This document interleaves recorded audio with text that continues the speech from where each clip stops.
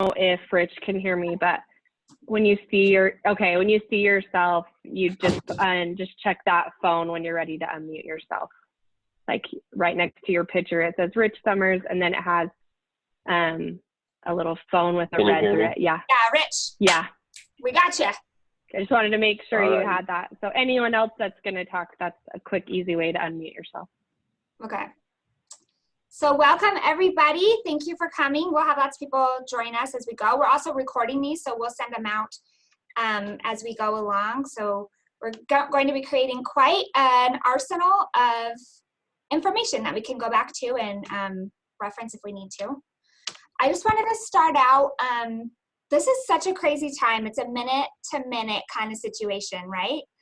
And there's a lot of these other things that we're dealing with. We've got all of our personal relationships and the way that they're handling things and the questions and concerns that they have. We have our clients and their concerns and their questions. We've got concerns and questions over closings, over open houses, what can we do, what can't we do, and all those kinds of things. And I think it's important to just take a sec every day. Let's talk about the things that we can control, the things that we can do every day that helps to fill our buckets. It helps us to stay calm and make decisions from a rational, logical way where it's easy to let our emotions just overtake some of the things that are going on. So here, this is something that I saw that I loved. Call 5 friends and just check in and see how they're doing. People are having all different types of experiences, and we're going through all this different stages at different times. So reach out, see how they're doing. Reach out to an elderly neighbor or somebody who might need some groceries, or do something so simple that we can do that can make a difference. Buy a gift card from a local store. I went through the drive-thru at Beans and Brews today, and it was pretty crazy. It was they're really nervous there because their jobs are different and they can't serve coffee virtually, right? So we're fortunate in our business to still be able to communicate, add value, and do some of these things in a virtual way. And so think about those people that maybe can't. I've seen so many good things from our agents posting about who has a small business that needs some help. What can we do to help promote what you're doing and things like that. Not only does that help somebody else, but it fills you up as well to go and try to do something to serve somebody else. If there is something that you can do, I encourage you to do it. Don't cancel your gym membership yet. Don't cancel all this stuff yet. Let's just hold out for a sec and let's see where this takes us over the next few weeks, and give the government a chance to kind of step in and help with some of these things and do our part if we can to keep things moving.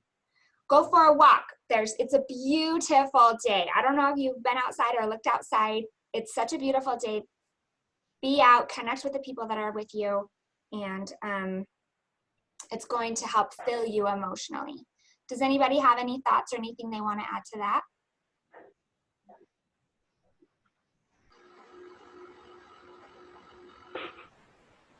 Anybody? Okay. So next, let's go over. Kimber's going to give us a little bit of update. Uh-oh, I had an extra G in that training. She's going to give us a little update of what we have going on and how you can reach some of these trainings and things. Take it away, Kimber.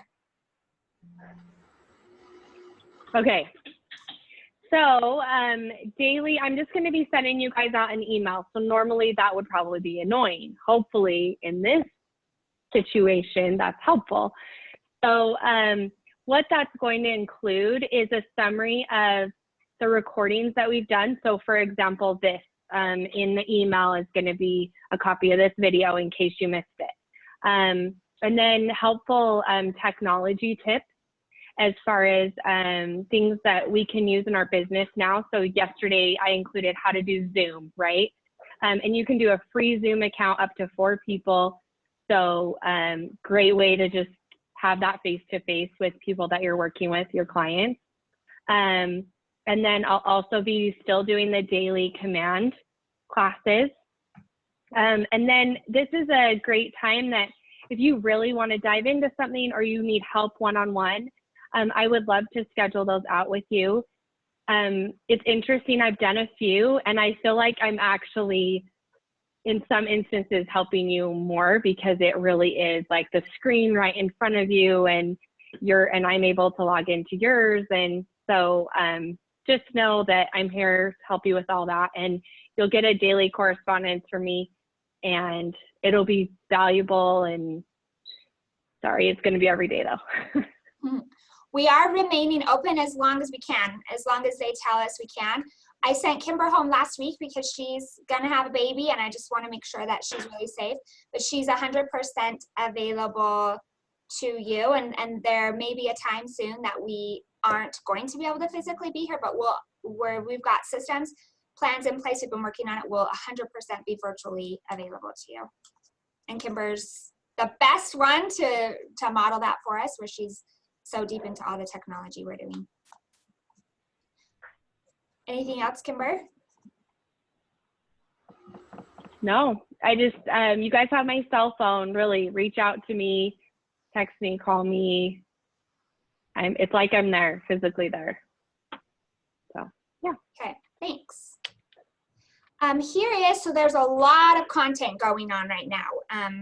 Keller Williams is wanting to do everything they possibly can to support you, give you some tools, some scripts, some specific scripts. We're going to talk about that a little bit today too, but some specific scripts that you can have with people. And so I wanted to show you the lineup. We'll send this out to you, but every day we'll be sending you a lineup of what's going on, whether with Keller Williams International or going on with us, and they're all going to be via Zoom. So if you're in this right now, congratulations, you did it. You're on a Zoom call, and it's going to be easy for you to be able to get in on some of these, any and all of them. They'll also record them, so we'll be able to send them out. But this is a good opportunity to really get face-to-face, kind of in a sense, in this Zoom way with top people. So with Cody Gibson, Karen Wynn, Brendan Bartik, Colin, some of these people you may not have heard of.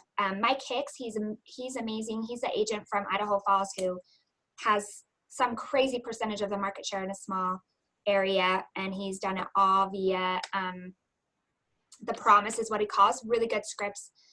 Brian Gubernick, Gene Rivers, Jason Abrams. I mean, really how there are really good ways to build relationships and connect with people. People are also isolated in their houses, unable to work, and they're working from home. So we have an opportunity to be able to reach out to them and offer them some connectivity that they may not be getting. So this will give you a good opportunity to get some scripts around that, and maybe give you some good ideas how you can reach out. Okay, Amy, pay me my money now. How's this going? Okay, so first of all, you will still get paid. Super fast turnaround. That's my department's #1 goal. You're not going to be waiting for your commission checks. But in order for us to facilitate that in the best way possible, given the situation, there are a couple things that we're going to need to adjust a little bit. So beginning today, if you have a closing, I need your escrow officer to reach out to me to arrange getting that commission check. So I need my phone to be lighting up with all of your closings starting from today, so that I can facilitate getting that check in our hands and getting that paid out to you as quickly as possible. So, just Amy McMullen at kw.com. You've got my cell phone number. I just want to hear from those escrow officers before your closing happens so we can facilitate that. Also, what was the other? I had one other thing. While you're thinking about that, if you're getting paper checks right now, if that's something. That's what it was. If you are not set up for direct deposit. Thank you for reading my mind. If you are not set up for direct deposit, we need you to be set up for direct deposit. So shoot me a text, shoot me an email. I'll send you the form. Let's get you set up today. Getting a paper check is going to probably add time on to you getting your check. So let's get you set up for direct deposit. Thank you, Emily. I could not find that thought. We may also be making some changes to how we receive clients' earnest money. So as we finalize those, we'll let you know in case they're not able to physically come in and drop it off at the office. That still will be something that we can do for you. And I'll just let you know how that process works as we iron out all the details on that. Any questions? Any questions about it?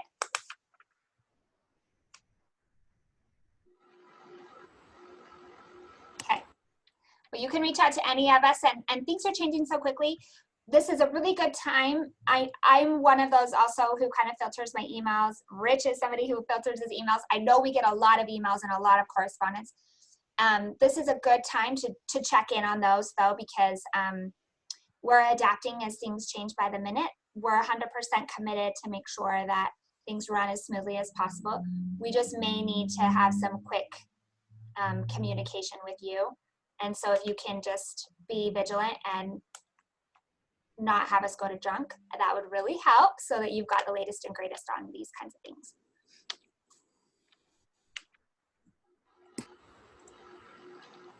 Okay, so Brock, let's talk about what's going on. There's been a lot of questions. Your video and information that you gave us, your Facebook post about what it means that the Feds dropped that rate, and the interest rates were really low for a second, and then they went a full point high, and then they've just kind of been bouncing around, and there's so many different numbers being thrown out there, and just wanted you to arm us with the information that we can take to go to our clients, our people that are under contract who might be freaking out, or people that were thinking of buying that are slowing it down. Help us to know what conversations we should be having.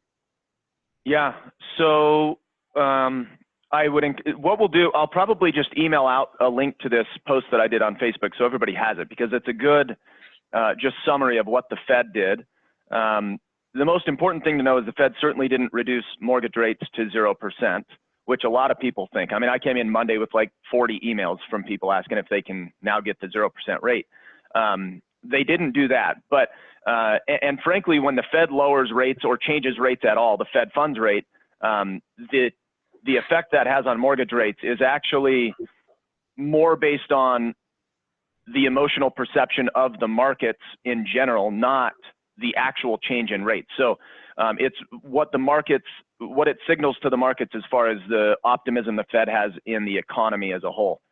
So it doesn't actually have any direct effect to mortgage rates at all, although you generally see rates move one way or the other, depending on what they do. But one big thing that the Fed did to support mortgage rates, which is really critical, obviously, for our economy. It's like, what, half of our economy, housing. So to support mortgage rates and hopefully not halt buying, what the Fed did was they've re-implemented quantitative easing, which they did like back in 2010. They've re-implemented that. And so they're dumping hundreds of billions in. Can you explain that, quantitative? Yep.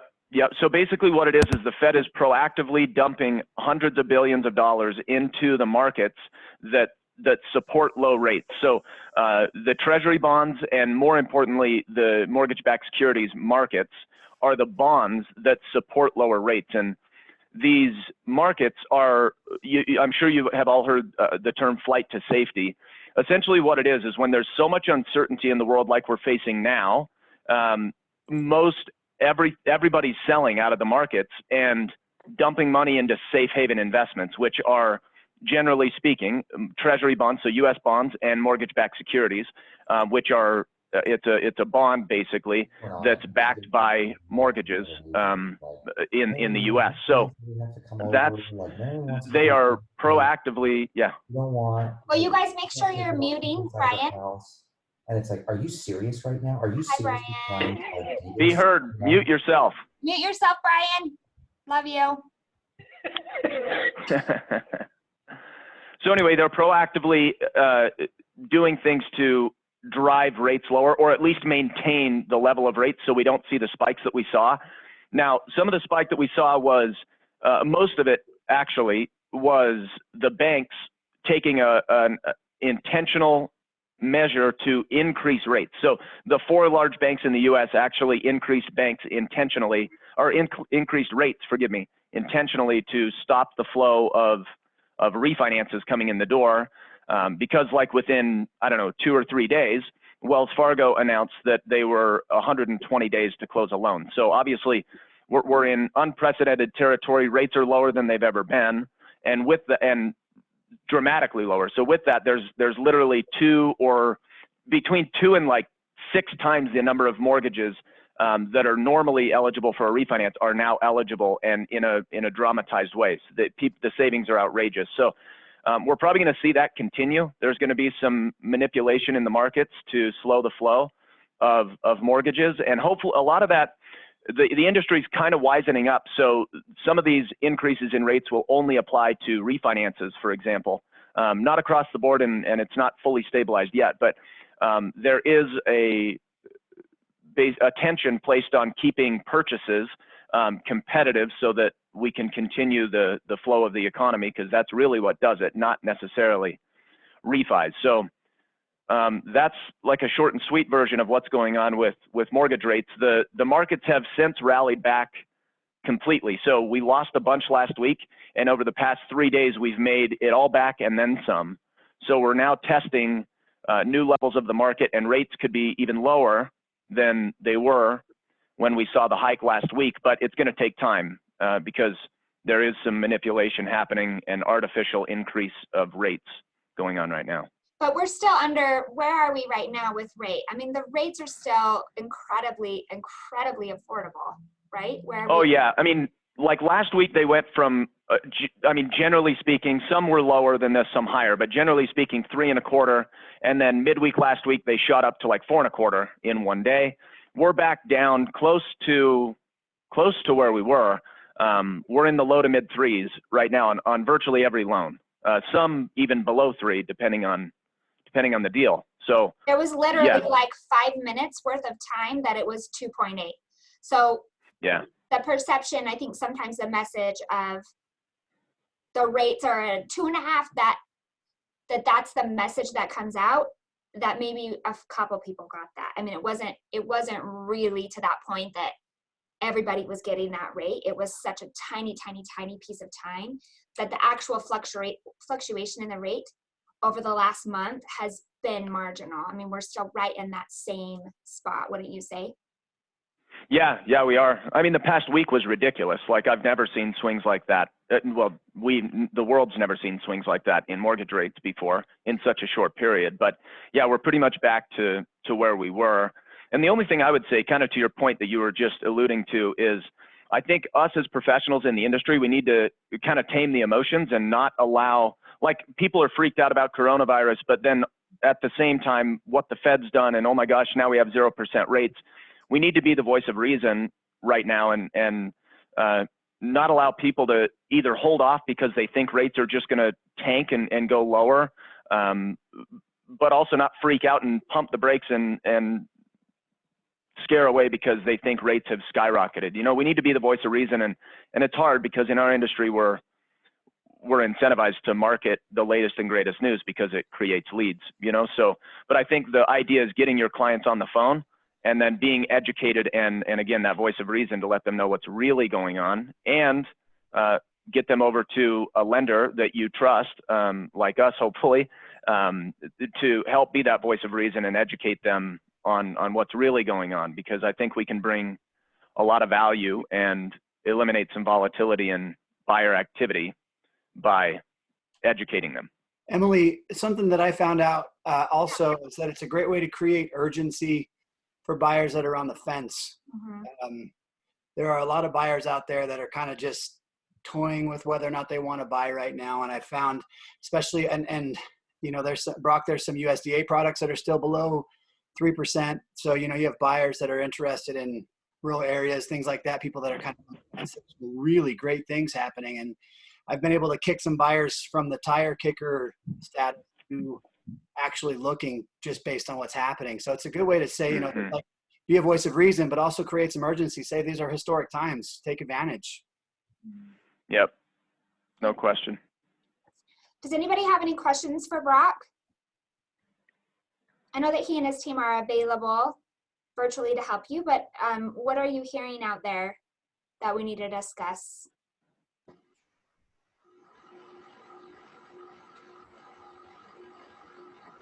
Maybe we could talk a little bit about delays, because I've had a few people calling me today talking about, you know, the buyers are getting upset because the seller's CD isn't out when they have like a domino purchase. Like, how can we keep people calm about that, just knowing delays are going to be happening?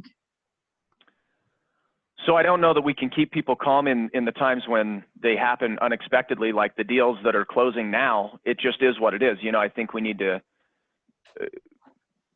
be reasonable and recognize issues are going to surface, push where we can. But I think, like I talked at the team meeting a week or so ago, I think being proactive in communicating with our sellers or buyers or whoever you're dealing with, even the agents on the other side of a transaction, everybody's got to recognize that we don't know what's going to happen tomorrow or in 2 weeks or whatever. I mean, for all we know, we could be on a lockdown and nobody's at the office, right? It's going to for sure create delays. Appraisers may or may not want to go into homes. So that could create delays that we haven't seen yet. So I think being cognizant of that when you're negotiating deals and making sure that everybody is being realistic on the new transactions coming through is probably the best thing we can do to be proactive about it. But that would be the only thing I can say. Well, and communicating that there could be a chance up front. You know, it's always so much easier to be proactive than reactive. And one of the things that we're going to talk about with Rich is how we can contractually protect ourselves and make sure that's there. But let's be the ones who are open. Let's be the ones who come solution based. So these things are happening as much of a solution as you can offer, especially in these dominoes. It's really hard. But there's a really good like flexible closing addendum. There's a few things that we can do that can help mitigate some of this, but and that's going to be easier on transactions going forward. The ones that are right in the middle of it, about to close, we've got 11 that our builder is supposed to close by the end of April, and they're in San Francisco on a complete lockdown for 3 weeks. So it is a challenge, and the communication of, I don't know the answers yet, but I want you to know that I'm doing everything I can to get those. I'm going to get that over to you as quickly as possible. Hey, Eden, will you mute yourself? Yeah, I was just going to say something, but finish up real quick. Just reaching out and letting them know that you are going to do the best that you can to communicate in the best way possible is really all we can do right now. I was going to mention on the note of appraisers, I don't know if all appraisers offer this, but I have a guy who is offering desktop appraisals where, I mean, obviously he's not seen the property in person, but he can pull data, kind of do something like what we do with pulling comps ourselves, but they're offering to do something like that without seeing the property. And I think we'll see things will adjust as we go along, like wiring earnest money or things like that. I mean, we'll have to adjust all of those things, and we will do that. And so will our clients. There's stuff that we're working on right now with the state of Utah to make sure everything is legal and that they have to catch up. We all have to catch up and make sure that everyone's protected in that way. And so these adjustments will happen as we go along as they're mandated. This is Marcy Swenson. I was going to ask Broch too. Broch, have you heard of any loosening on the lender's side of the requirements for appraisals? Like Eden was saying, you know, the desktop appraisals where, you know, other agencies within the government, healthcare and whatnot are making all of these adjustments for coronavirus. That's one that I would expect, you know, we might see. Have you heard anything about that? You know, it's also new. We haven't. And frankly, I would be real shocked if we're going to see any loosening on appraisals, to be honest. That's something that it's really the entire basis of a loan in most cases is what the collateral is. So I would be shocked if we see any loosening on that. However, there are times, I mean, it's not ultra common, but we get it several times a month where we actually go through a transaction and an appraisal is not required. Now the borrowers have to be highly qualified and doing at least 10% down. And there's a few caveats there or tricks, I guess, to make it more likely. But there are ways to possibly avoid appraisals in some cases. So I'd say be sure that you're addressing with lenders if they're attempting to get an appraisal waiver. That's a good thing on deals right now. But there's other issues. I hope that the agencies and the big lenders that everybody uses will come out with some announcements, because there's other things like verification of employment at funding, or at 10 days prior to closing, which is required on every loan. Well, there's a lot of people that are not working. Unfortunately, we've seen some of our clients already lose their jobs and be laid off. But even the ones that aren't getting laid off and they're still employed but not working, we're going to likely see delays in that stuff too.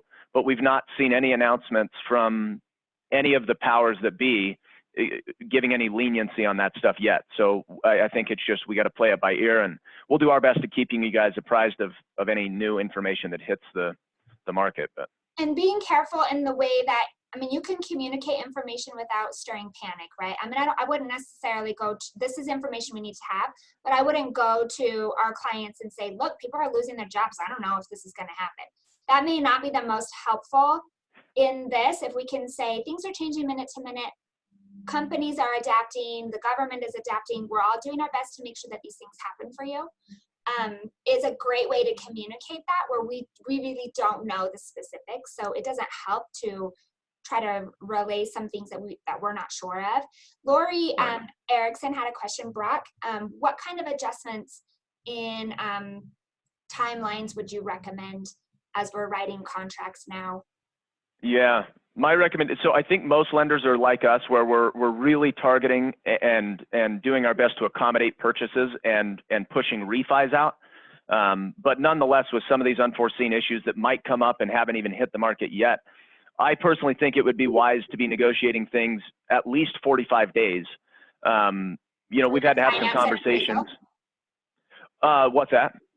45 days for finance and appraisal deadline? Is that what you're saying? No, I think if you go 30 or 35 days finance and appraisal, and then 45 days for settlement or something, getting an extra 2 weeks on the typical contract will at least give us, we already know most of the country is highly affected for at least the next 2 weeks. Schools being out and parents needing to take work off and stuff, and maybe that will change. But I think giving a cushion for whatever is being announced, or shutdowns of schools and things, those are about 2 weeks for now. So I would extend contracts 2 weeks, and then if we see those go another 2 weeks, maybe we push to like 6-week escrows. I don't know. I'd kind of follow what businesses are doing and what the government's kind of enforcing. And I think the priority right now is to get closed what is under contract, and just really be proactive with those things. And that's one of the things that we're going to talk about with Rich on how we can do that. Any other questions for Brock?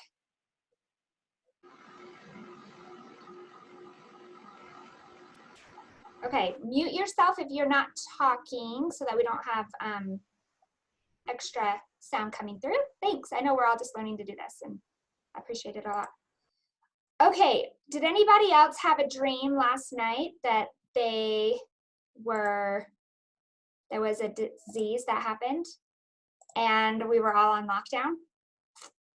I did. I had a dream. It was so crazy, and then I woke up and it was like, oh, wait a minute, this is real life.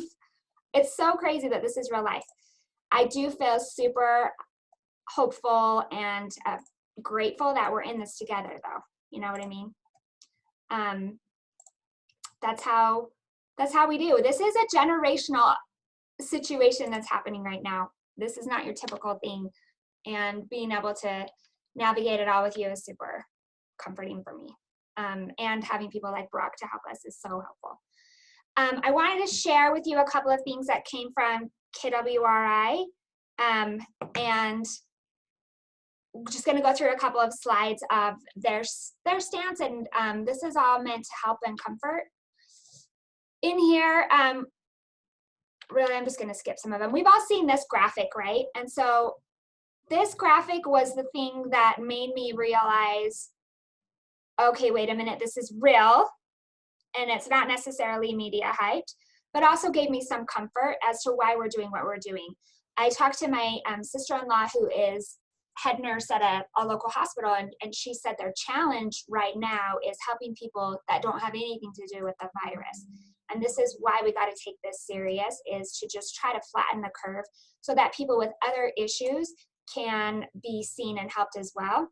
And so we are, as a company, really need to follow the guidelines that are mandated from the top down, from the government and things like that. And so there are a few things that we've put into place. Now they're saying that the limits are 10 people. So we've got to definitely go forward with that and Zoom all of our meetings. We're not canceling anything. We're going to Zoom everything and keep that connectivity with you and give you some support. And then also, again, in talking about what we can control and what we can't control.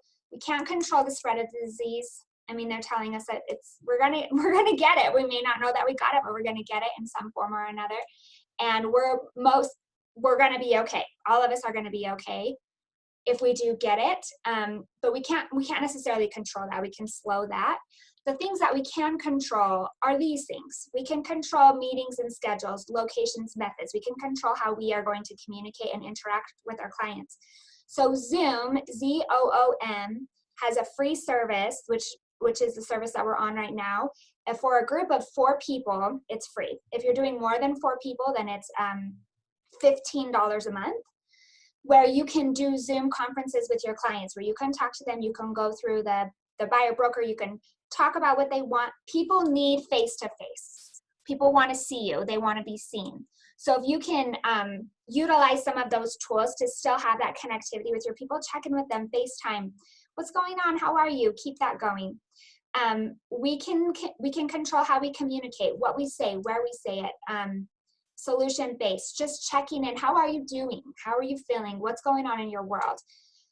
We can lead generate, right? We can take care of those relationships, and that's really what lead generation is checking in on those people that we care about and providing a service for them.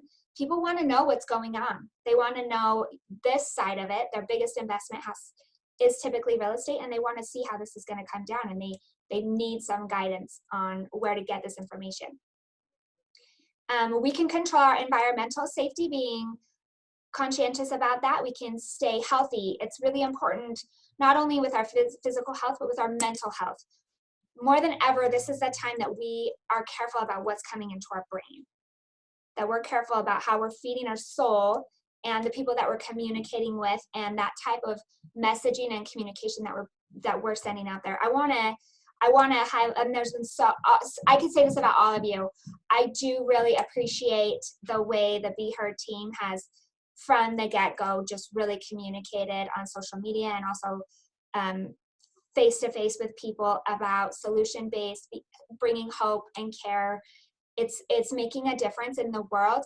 And how, when this is all over and we look back, how are we going to want our businesses to look at that time? And how are we going to wish we would have handled ourselves and acted? Well, we can't affect that, right? Make sure we're stocked up on the necessary stuff. If there's a need that you have, if there's something that we can do to help, let us know. Stop touching your face. I think that's the hardest one. It's hard to not touch your face. Stop it. And then the last one is our mindset and our perspective on what's going on. And again, to offer solutions to people and help as we go through. We're moving everything to our digital meetings, like I said, and then doing these personal Zoom appointments should be considered and given as an offer at this point to start transitioning. There may be a point that we're going to be all virtual. So offering that for people, I think, is a good. Has anybody done this yet? Does anybody have any questions or experience with this yet? Anyone? Do we have a message? We have a message. Who's chatting? I can't see it. Okay. And then we talked about that. If you've got some team events or things like that going on, I think it's really helpful to talk about rescheduling instead of canceling.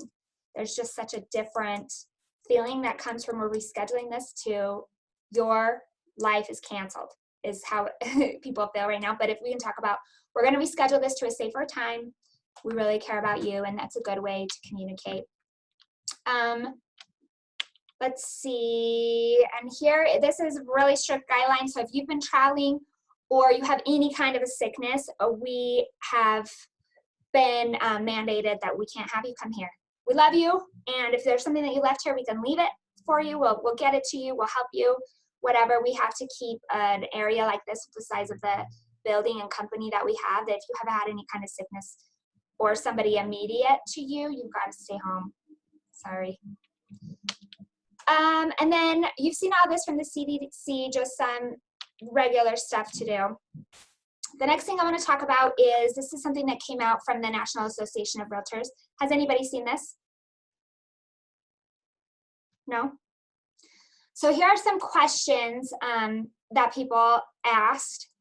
So what is the danger to the real estate industry? I'm sure you're sick of my voice, but due to how many people we have here, I'm going to go ahead and read it.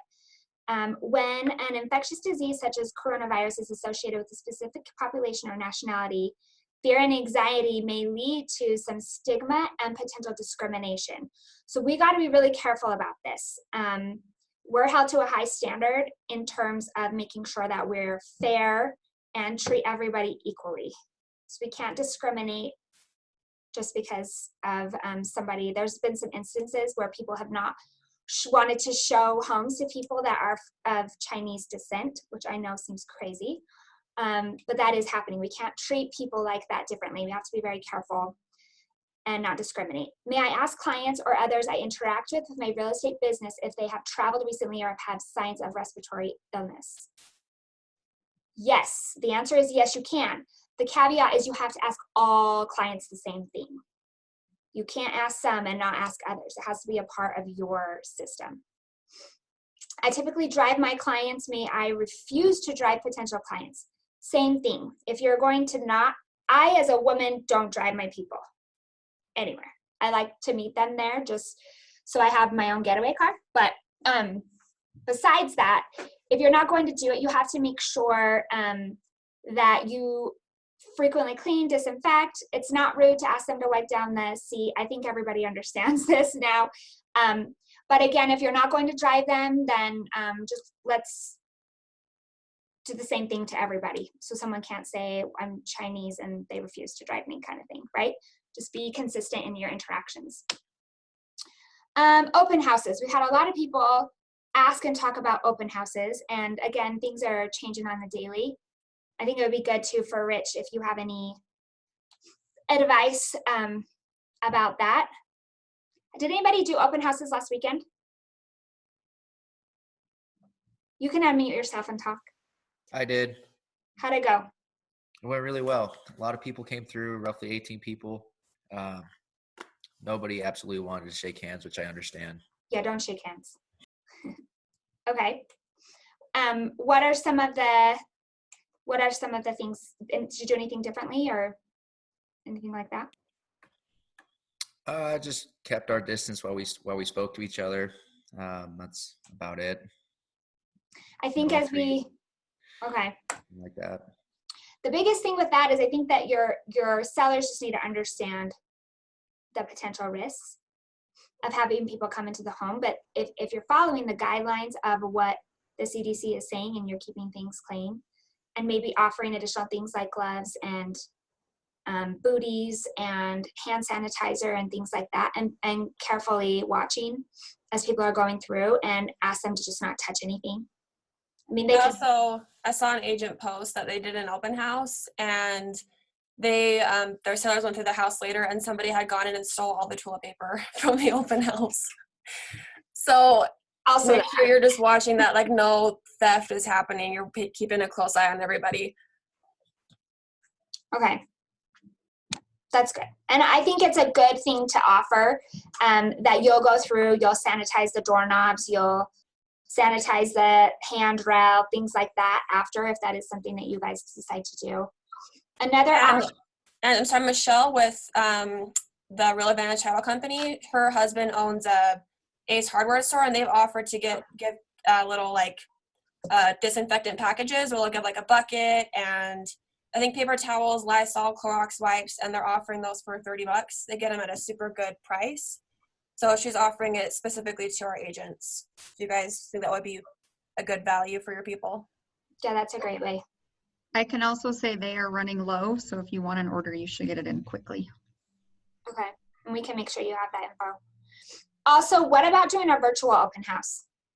This is something that we need to think about, of what that looks like. To be able to get it out to people. You can do a walkthrough. You can schedule a time to walk through and be the person going through the house. We may get to this point at some point, so that's something to start thinking about. Another question, Emily, is would it be a bad idea in the meantime, if you have an open house you think is going to have high traffic, could you limit it to 1 or 2 families in the home at a time? You have to limit it. You can't have more than 10 people. That's the rule. So Well, that's what I'm saying. So you limit the families inside the home. Can you do that? You can, and you should. And it's good because it's coming down from the president. Let's just blame it on Trump. I love blaming stuff on Trump. Let's just continue that. Say it's his fault. But yeah, you should, and people should understand. If they don't have to see it. Only one person is going to buy it anyway, right? Yeah. 100 people aren't going to buy it. Okay, and then just this next one comes to the precautions of what brokers should do, offices should do, which we've already talked about. Any questions about any of that stuff? Okay, really quick. I'm sorry, this is going long. Keeping productive is really, really important right now. If you didn't know, we get paid on commission. So closing these houses is something that's really important, and getting new deals is something that's really important. And there's some really good tools. Gary Keller is offering the Shift book for free for all Keller Williams agents. So we're just waiting for the link to get it out to you, where you can get it on Amazon Prime. And there's some really good tactics on what to do. So the thing that's going to have the biggest impact is reach out to 10 people every single day. Every single day. I mean, that's really the most important thing, is that you're talking to a minimum of 10 people every day to help get through that. And then here is something that somebody gave us that is some tips of what you can do. And one of the things on number 3, you've got Facebook Live videos. Your sellers can even do that. If we get to a point where people can't go house to house, your sellers can do a walkthrough and send you a Facebook Live, or they can send you a video of the house. I mean, this is a great time to collaborate and to get creative on some of these things that we can do to make sure people can still see the property and feel like they have a sense of what the property is like. And then the other thing is a Matterport 3D tour. So Chris Jones, an agent in our office, they have a Matterport camera, and they are so wonderful. This is something that's typically, let me just make sure I'm not giving you the wrong details here. It's typically a $500 to $600 situation, right? When you get a Matterport walkthrough, it's the 3D. Have you seen those? This, where it's a walkthrough. It's also it's a 3D where they can go through and feel like they're walking through the house and get a really good sense of the space. And it is something that is really pricey that they're offering for $200. Yes, $200 for any single family home or townhome that's 5,000 square feet or smaller. So this is something that's usually $400 to $700 to get the Matterport. So they're doing this for our agents specifically. They're a part of our family. So if this is something that you want to offer to your sellers, it doesn't include the actual pictures. It's the Matterport. So if you are going to do pictures and the Matterport 3D walkthrough, then that's going to be something separate. They don't do the pictures. It's just the Matterport part of it. But that's a way that we can help. We'll send out the link for that, and so you can get them scheduled. Hey, Ann. Yes. Chris just wanted to make sure that we let people know as well that that includes hosting for the first 90 days only. But 90 days is pretty good, but he wanted me to make sure that you guys knew that that's hosting of that Matterport tour for 90 days. It says 120 in here. He told me 90. We'll verify. We'll verify that. We'll send out information on it. Cool. Okay, so let's get to the heart of it here. We know you have questions. I brought Eric and Brayden in. I want them to help and tell a little bit about themselves, because Brayden, he's a door knocking guy. So he's had a lot of success doing door knocking, and things are kind of changing in this world. And he's still out knocking doors, and things have been good. He's been having to adjust a little bit the way that he does it. And then Eric has had some really good success with Facebook ads and through Command. And so he's going to talk a little bit about that. And then Rich wants to help you guys with questions on your contracts and things like that. So maybe let's start with Eric and Brayden. Yeah, do you guys want to quickly tell a little bit about your business and what successes you've seen and things that have worked? Absolutely. So just talking about change and everything that's going on right now, I think Gary Keller puts it the best, that with every shift leaves an opening or an opportunity. And we've got a lot of opportunities right now as things change on a daily basis. So like Emily was saying, I'm more of a face-to-face guy when it comes to business. And that's why I've chose to knock doors. But as that goes forward, moving forward with all these daily changes, I believe that there are going to be some things that we will have to change. But with those changes, just knowing that we have to be nimble enough to make those changes. There's a quote that I really like. It's gratitude and fear cannot coexist in our minds at the exact same time. And right now there's a lot of panic in the market and in brokerages, and people are looking to us to be the experts. And me as the expert in my market, we need to be confident about what's going on, because people will reach out to us. So knocking doors, I still am knocking doors right now, just keeping my distance and letting people know that I'm being safe and cautious as well. But it's still a great market right now. Equities are still very high in homes, and it's still a great time to sell because there's so many buyers on the market still. Even though we will start seeing, like Broch was saying, timelines being lengthened and different things, but and also what Emily was saying, we have to be productive, and especially now where people are being home, it's easy to get sidetracked. But there's so many different things that we can be doing to grow our businesses right now. So I guess as far as knocking doors goes, I will keep knocking doors until that can't be done, I guess, and we'll just kind of see on a daily basis how people react to that.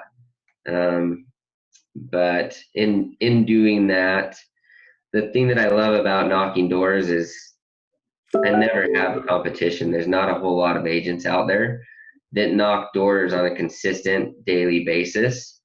And right now, there's so many people thinking about selling still, and they don't know how to do that. And by us reaching out, whether it's through phone calls, knocking doors, reaching out on social media, people don't know how to take the next step. And as we spark that interest and help them be the in knowing that we are the experts, helping them take that step right now is super key, I think, for all of us. But yeah, I don't know, as far as the market going forward, I've heard a lot of people talking about what they think will happen with the market, and it doesn't matter, because we individually we have no control of what the market will do, but what we can control is how we react to what happens on a daily basis. And but yeah, do you have any other questions, I guess, Emily? That's good. One of the things that you said to me the other day too is that your follow-up game has had to step up too. So you've knocked a lot of doors, and Right. More than ever, just making sure that you're reaching back out to those people. That's something we can do wherever we are, and that's a really good point. Yeah, I think lead follow-up right now is key. We have so many leads as we knock doors and make calls, different things, but right now, as we're stuck at home or out of the office, it's a great time to follow up with people. They don't know as much as we do about the market, and that there is a benefit of selling their home or even purchasing a home right now. So keep following up, and that's where a lot of my listings come from, is lead follow up. I love it.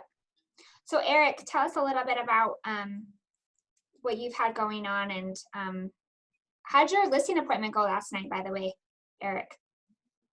Where are you at? Hawker. Okay, there we go. Yeah. I'm going to show them houses today. So went really well. And that was generated. So I'm kind of, I've door knocked and whatever, and I love doing that, but I'm a bit lazier, I think, maybe than Brayden is. So I tend to be a bit more, I generate my business more on the phone, and I've been more recently virtually generating business using the command option to have Facebook ads out there. And so when we went to family reunion, I went to a panel where a guy was basically dead broke, almost ready to get out of real estate, and then decided to use command to generate business. And now he brings in about 450 leads a month, and does about 5+ deals a month just off of Facebook ads. And so I thought, well, if there's something that I can do, especially in a time like right now where people don't want to be out face to face with people, that would be it. So I started doing that. I'm right now still learning the best content to put out there, but I have generated in the last 15 days nearly 50 leads, actually a little over 50 leads now. I just had my first listing appointment with one of them last night, going to show them houses today. And, so it's been effective. There's not, the thing that I like about it is that I can be, I'm spending a tiny bit of money compared to spending $1,500 or more dollars per month on realtor.com leads or whatever other lead sources you have out there you can spend. I've spent $80 on 50 leads so far, and they're still coming in. So it's a great way to virtually reach out to people, generate some business that way. Of course, the learning curve, and I'm still getting it, but learning the content is a really big thing, and making sure that people are engaged in what you have out there. But yeah, it's a great time. If you're going to be stuck at home, use your computer and use command. Command is incredible. I was shocked to find out how much it's capable of doing. It's not broken like everybody says it is. It really does work. There are great things in there. What it's capable of now is there's more capability in it now, and it's not even close to its full capacity. There's more capability in command right now than there was in anything else that we've had all put together in the last 6 or 7 years that I've been doing this. So use it, especially while you're at home. Use it to reach out to people and continuously follow up. It's a big thing because you're going to see tons and tons of leads come in. A lot of them have, because you use the Facebook landing page, it's populated with their correct information. So you're going to get good information, but you have to continuously follow up with them or you'll lose them. Yeah. And now just, can I ask Eric? Go ahead. Oh, I was just going to ask because I think a lot of people have maybe tried to do a Facebook ad, and then if they don't get traction off of it, then they never touch it again, right? So can you just give us a quick example of maybe something that was a total bust and you didn't get leads from, and then maybe a quick example of something that you felt like had more traction so that we have more guidance when we go do the same thing? For sure. One of the things that I've found are so it doesn't generate the most traffic. An event that I was going to host, that I have now a disclaimer on that it may be rescheduled because it's more than a month out. So we're going to wait to see the evaluation. That one was the largest gatherer of leads. But when it comes to actual really good content, use a listing. Use it just sold. Use it just listed. Even if it's one of our office listings, if you don't have one that you can use, pick one in a place that you want to do business. In a place, I would go into Remine or something, something comparable to kind of show statistically an area that's likely to turn over, and pick a listing in there. If you don't have one, pick an office listing in there and run that. I get probably 15 leads off of any, or more, 15 to 20 leads off of any listing that I put out in an ad. And the one that I just am signing up today came off of a listing of mine in Bluffdale. So the amount of leads that you're going to get off of listing traffic is lower, off of listing ads is lower, but the quality is much higher. Hey guys, can I get permission to go over 10 minutes? Because we got to get what I feel like this is important. Are you feeling like this is important? Are you guys feeling good? You got 10 minutes? Rich, you still have time to make sure that we go through. Everyone's saying yes. Thanks, guys. Okay, so super helpful. I think us, with both of you, Brayden and Eric, I think it's awesome to see that business is still going. We're getting deals. People are still writing contracts. Let's not be the ones to slow it down, right? And somebody asked, are you guys still showing homes? As long as everybody is comfortable and people are letting their homes be shown, let's do it until we're slowed down, right? I mean, how do you feel about that? As long as we're adhering to the precautions that are given to us and that we're following that through, let's not be the ones to stop it. Can I tell you something a little bit further on that? What I've noticed even in the last couple of days, the traffic is up. Listing showings are up, offers are up. People are at home right now with not a lot more to do than look at houses. You know, if they've even thought about maybe moving, now is a time to start following up with some of these people.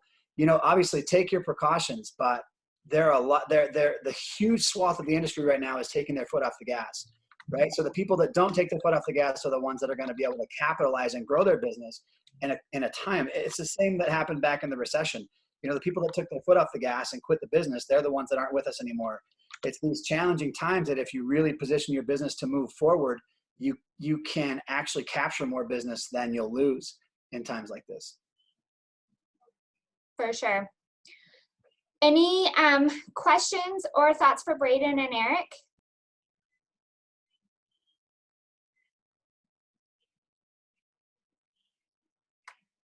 Okay, thanks you guys. We'll be highlighting some agents highlighting things that people are doing. I'm sure that these guys are available, Eric and Brayden. If you have questions, would you be open to that for people to be able to get some more information from you? Absolutely. For sure. Okay, awesome. Well, let's go now to Rich and let's talk about contracts. There's people that want to cancel their deals, so you need to know what that looks like.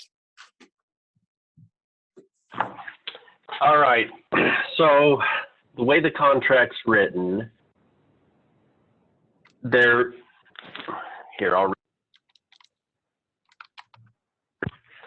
so section 21 of the REFC is where it says, and the last line states, performance dates and times referenced herein shall not be binding upon title companies, lenders, appraisers, and others not parties to the REFC, except as otherwise agreed to in writing with such non-parties. So what we need to do for buyers right now, those are the ones that are at risk of losing earnest money if a quarantine happens and we can't get deals closed. So the best thing to do would be, I'm going to be sending out an email with some wording that you could do to protect your buyers. Basically states if anything with COVID-19 affects the lenders or the title companies or a government entity, that a voluntary 10-day extension will be granted by both parties. So I'll send you that wording. For sellers, just keep them calm, but know that it's the buyer's agent responsibility to protect that earnest money. What questions do you guys have that, other than that I can answer?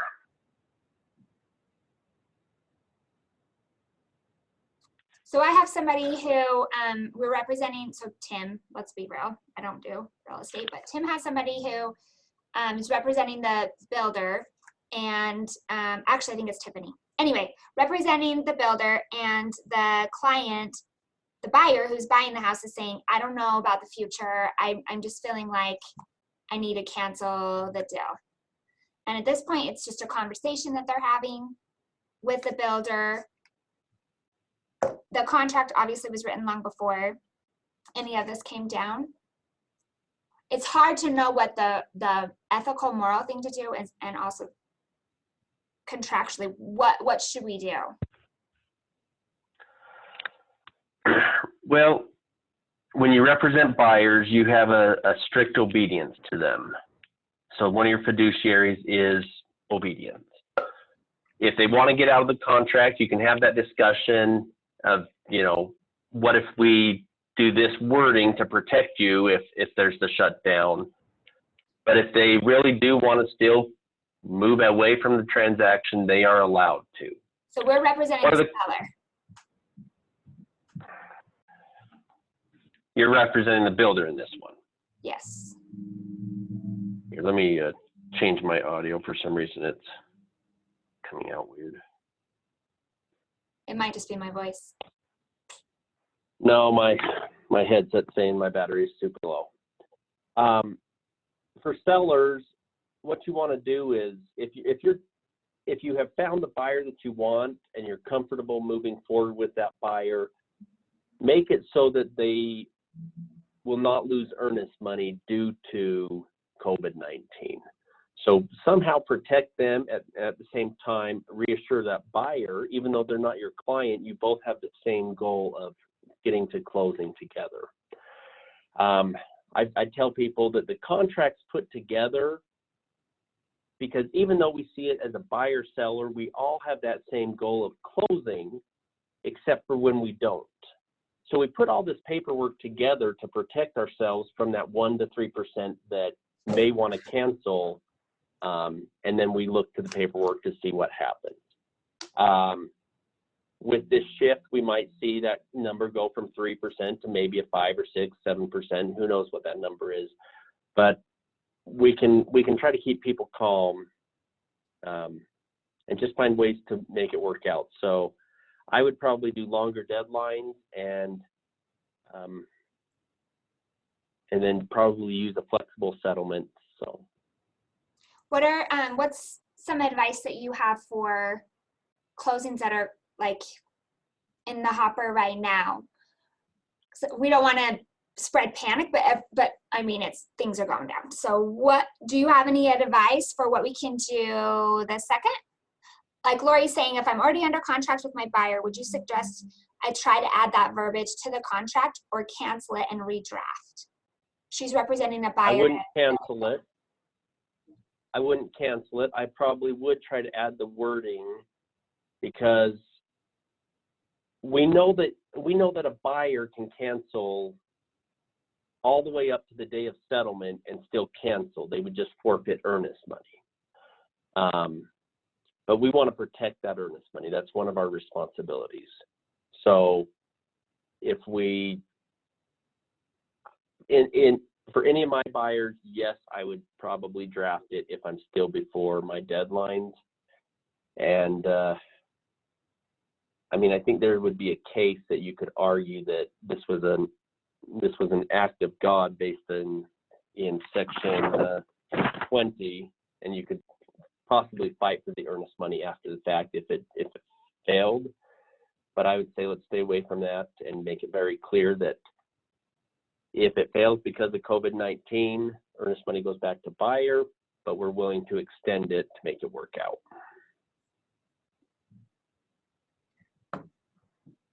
What other questions do you have?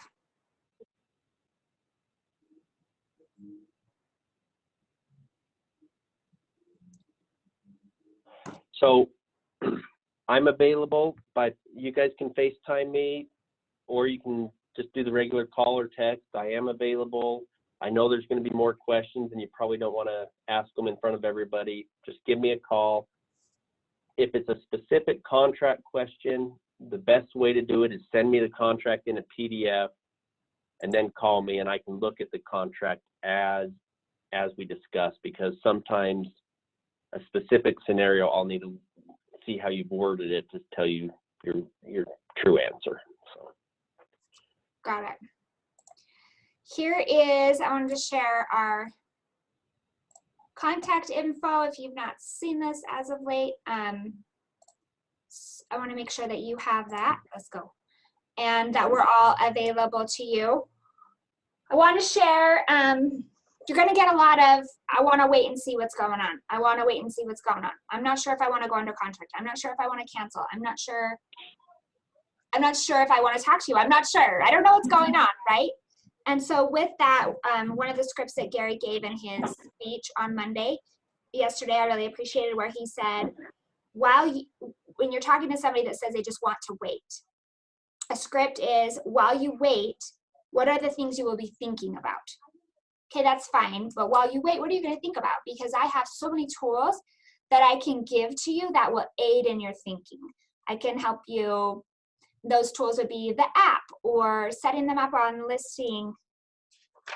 What's it called? Terry, listing sheets? I don't remember. Anyway, they used to be called what? Listing alerts. Listing alerts? Yeah. Apparently I'm old school. Listing alerts or neighborhood nurtures, or if it's rate information, if you don't know what it is that they're waiting for, then you can't arm them with really good, reliable, valuable, valid, current information if you don't know what it is that they are waiting on. So let's be proactive, let's be positive, let's focus on the things that we can control. Let's use our resources that we have around us, which is each of us here on the screen, and each of you. I know that you guys are there for each other. And as things adapt and change, we will too. And we're in this together, right? Can I get a thumbs up? Okay. Well, thank you. And if you have some questions about how to do Zoom, if you want to do some of these with your clients or people under contract or leads or whatever, we can help you with that. I just want to make sure really quick. We've got one more, if we have any more comments or anything else. Oh, you guys are cute. We love you guys. Thanks for all the nice messages. It's been super awesome to see you all step up, and grateful for the relationships that we have so much. Mama loves you. Have a good rest of the day. We'll talk to you soon.